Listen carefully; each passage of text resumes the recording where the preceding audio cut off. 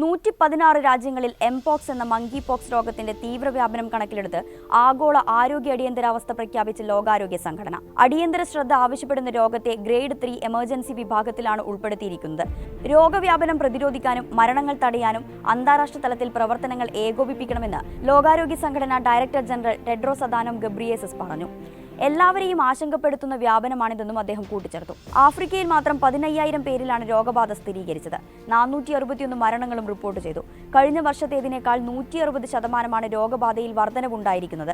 ആഫ്രിക്കയിലെ തീവ്രവ്യാപനത്തിന്റെ പശ്ചാത്തലത്തിൽ അവിടുത്തെ ആരോഗ്യവകുപ്പ് കഴിഞ്ഞ ദിവസം പബ്ലിക് ഹെൽത്ത് എമർജൻസി പ്രഖ്യാപിച്ചിരുന്നു. ഡെമോക്രാറ്റിക് റിപ്പബ്ലിക് ഓഫ് കോങ്കോയിലും അയൽ രാജ്യങ്ങളിലേക്കും രോഗം വ്യാപിക്കുന്ന പശ്ചാത്തലത്തിലാണ് പ്രഖ്യാപനം. 1958 ഡെൻമാർക്കിലെ കുരങ്ങുകളിലാണ് ഈ രോഗം ആദ്യമായി തിരിച്ചറിഞ്ഞത്. മങ്കി പോക്സ് എന്ന പേരിന് പിന്നിൽ വംശീയതയും തെറ്റിദ്ധാരണയ്ക്കുള്ള സാധ്യതയുണ്ടെന്ന വാദങ്ങളും വന്നതോടെയാണ് ലോകാരോഗ്യ സംഘടന എംപോക്സ് എന്ന പേര് മാറ്റാൻ തീരുമാനിച്ചത്. മനുഷ്യരിൽ ആദ്യമായി എംപോക്സ് രോഗം റിപ്പോർട്ട് ചെയ്തത് 1970 ഡെമോക്രാറ്റിക് റിപ്പബ്ലിക് ഓഫ് കോങ്കോയിൽ 9 വയസ്സുകാരനിലാണ്. 2022 മുതൽ എംപോക്സ് വ്യാപനമുണ്ടെങ്കിലും അടുത്തിടെയാണ് തീവ്രമായത്. അതേ വർഷം ഇന്ത്യയിൽ ആദ്യമായി ഈ രോഗം റിപ്പോർട്ട് ചെയ്യപ്പെട്ടത് കേരളത്തിൽ 35 വയസ്സുകാരനിലാണ്. മൃഗങ്ങൾ, രോഗിയുടെ ശരീരസ്രവങ്ങൾ, മലിനമായ വസ്തുക്കൾ എന്നിവയുമായി നേരിട്ടുള്ള സമ്പർക്കത്തിലൂടെയാണ് വൈറസ് മനുഷ്യരിലേക്ക് പടരുന്നത്.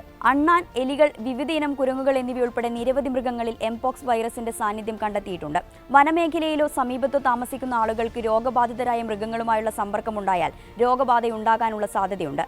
രോഗബാധിതനായ ഒരാളുടെ ശ്വാസകോശ സ്രവങ്ങളുമായുള്ള അടുത്ത സമ്പർക്കത്തിലൂടെയാണ് മനുഷ്യരിൽ നിന്ന് മനുഷ്യരിലേക്ക് രോഗം പകരുന്നത്.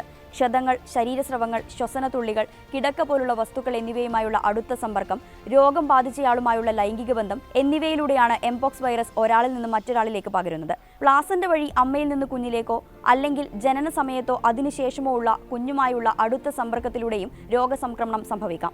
1980 ലോകമെമ്പാടും ഉന്മൂലനം ചെയ്യപ്പെട്ടതായി പ്രഖ്യാപിക്കപ്പെട്ട ഓർത്തോപോക്സ് വൈറസ് അണുബാധയായ വസൂരിയുടെ ലക്ഷണങ്ങളുമായി എംപോക്സിന്റെ ലക്ഷണങ്ങൾക്ക് സാദൃശ്യമുണ്ട്. പനി, തീവ്രമായ തലവേദന, കഴലവീക്കം, നടുവേദന, പേശിവേദന, ഊർജ്ജക്കുറവ് എന്നിവയാണ് പ്രാരംഭ ലക്ഷണങ്ങൾ. പനി വന്ന് 13 ദിവസത്തിനുള്ളിൽ ദേഹത്ത് കുമിളകൾ പ്രത്യക്ഷപ്പെടാൻ തുടങ്ങുന്നു. മുഖത്തും കൈകാലുകളിലുമായി കൂടുതൽ കുമിളകൾ കാണപ്പെടുന്നുണ്ട്.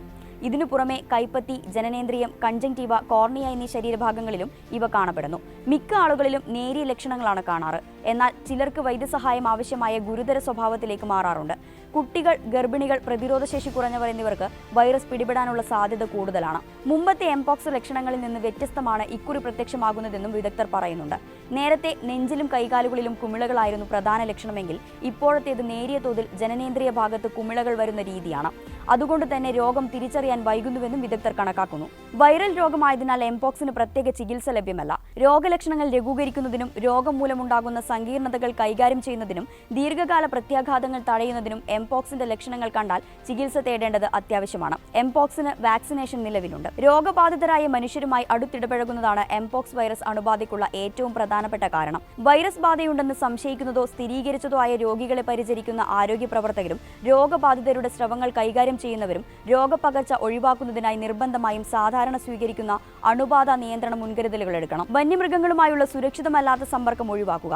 അവയുടെ മാംസം, രക്തം, മറ്റ് ഭാഗങ്ങൾ എന്നിവയുമായുള്ള സമ്പർക്കവും ഒഴിവാക്കണം. ഇതോടൊപ്പം മൃഗങ്ങളുടെ മാംസം കഴിക്കുന്നതിനു മുമ്പ് നന്നായി വേവിച്ചിട്ടുണ്ട് എന്ന് ഉറപ്പുവരുത്തണം. H1N1 പന്നിപ്പനി, polio virus, Zika virus, Ebola, Covid എന്നിവയ്ക്കാണ് ഇതുവരെ അടിയന്തരാവസ്ഥ പ്രഖ്യാപിച്ചിട്ടുള്ളത്. 70-ലധികം രാജ്യങ്ങളിലേക്ക് പടർന്നതിനെ തുടർന്ന് 2022 ലോകാരോഗ്യ സംഘടന എംപോക്സ് ആഗോള അടിയന്തരാവസ്ഥ പ്രഖ്യാപിച്ചിരുന്നു.